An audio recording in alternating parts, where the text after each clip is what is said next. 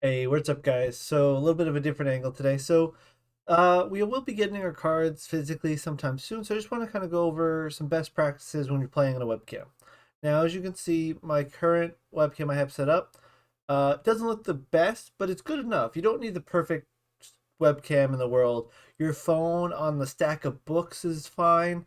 There's so many ways you can get it to work, and honestly, my camera right now is hanging off a shelf above my computer with a glass on top of it to keep it from falling. Not the best setup in the world, I know, but it's an option. So don't worry too much about the quality of your camera as long as it's visible enough where you can kind of tell what you have. So in front of me, I have one of my Magic decks, just kind of using it as a placeholder because I don't have the cards yet, but we will be getting the physical cards soon, and we'll go from there. So starting off, we know we have Celestials and we have a few different zones, right? So we have our Stadium Zone.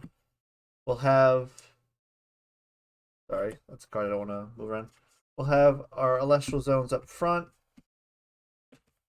We have our Rune Zones in the back.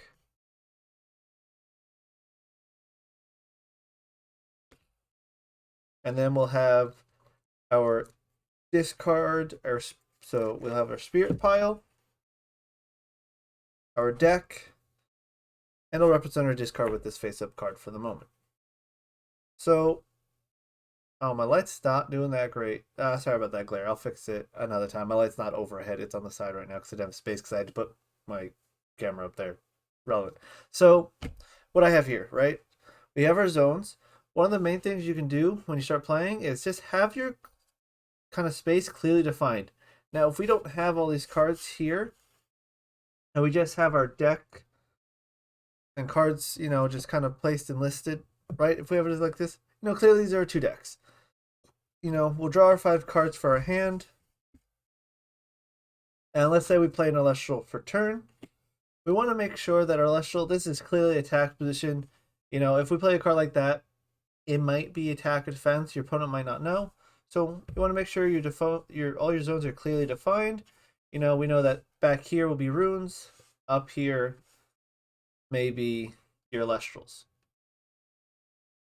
So that should, just make sure things are kind of clearly labeled. I have a die here for clarity, so that would be, I can have this how many spirits I have. I know it's a little bit blurry, but it's something that you can kind of make out, and it would help your opponent if they can potentially see what, reduce how many questions your opponent has to ask. Continuing, when we start a game, right? When we shuffle, you're going to want to try to shuffle on camera as best as you can because although we want to say that no one's going to cheat, there will be the unsavory people occasionally, and the best way to just mitigate accusations is, when you're shuffling, just shuffle on camera. Just let your opponent see what you're doing. Before your game starts, you shuffle your camera. Obviously, we don't need to shuffle our spirit deck. It's always the same. And then when you draw for your turn for your starting hand, do some of that. You don't want to reveal your hand, but if you're starting hand, kind of hold it back. Make sure your opponent kind of sees what you're doing. When you're ready to start the game, just kind of put your hand down so they know that's your hand. You're ready to go, and that'll minimize kind of accusations of cheating in a sense. As what I do when I play games of Magic over the internet with webcam. I'll draw my hand out like this, kind of keep my hand in play, hold it up so that they can't see it, but I can see my cards, and choose to play from there. Put my hand back down so my opponents can see that I have my opening hand and I'm ready to go without any accusations of cheating. Continuing, right? So whenever it's not my turn, I like to, if I know for sure what I have in my hand, let's say I played my turn, from a turn I played a face down rune, etc. I like to have my hand kind of clearly on the board so they know that, I'm not holding my hand back here and, pulling cards off my lap. I like to just kind of set my hand down when I know it's in my hand, kind of off to the side. So it's like, that's my hand. This does two things. A, it again prevents kind of accusations of cheating. And B, it now, if my opponent wants to know how many cards are in my hand on their turn, they can clearly see I have, 4 cards in my hand.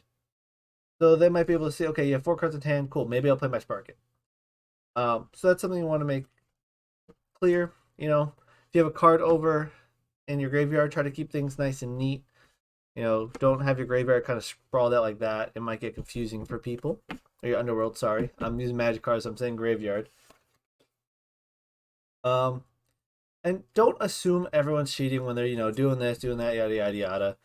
We're playing casual games. If someone cheats here and there, it's not the end of the world. It would feel bad to play against someone who's cheating, but don't automatically assume someone's cheating if they're not doing these things. It's just kind of ways to safeguard yourself potentially.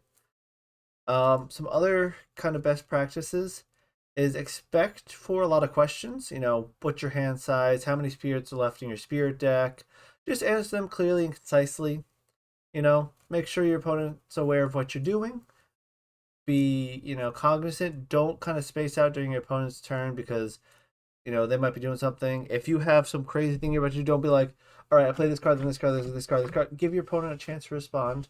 They will have responses, even if they don't seem like it. Make sure you play clearly and concisely. It's kind of awkward because my light's on my phone and my phone is currently my camera, so I'm just gonna quickly grab this light and change my lighting setting. Woo! And double check my notes real quick. Doing this live. Yeah, that's pretty much it for the basic tips.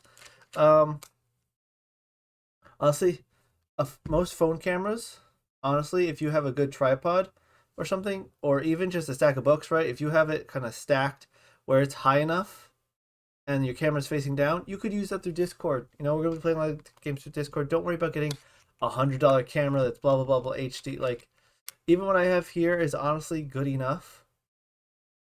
And if everyone has questions about cards, make sure you kind of have the card ready to read.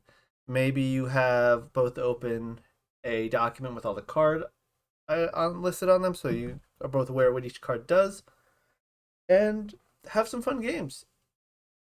It's not that hard playing for webcam. It is a little bit less, enjoyable than playing in person, but it's the next best thing because right now, we're testing cards. Not everyone's around each other. Just play in camera. It's not that bad. Or we'll have TTS available if you have Tabletop Simulator. I'll be keeping that as updated as I can up to the point of the actual Kickstarter and release, where I'm not going to really update it as much unless Dan wants me to, because I don't want to support something that's not directly supporting the game. Tabletop Simulator does not support the game, but things like the paper decks do. And I hope you guys learned something or maybe get some best practices out of it. Have a great one. I appreciate the likes and subscribes that you guys give me. And I hope to play some games on camera with you guys shortly. Probably within the next couple weeks, because that's what we're kind of estimated for shipping. You guys have a great one. Peace.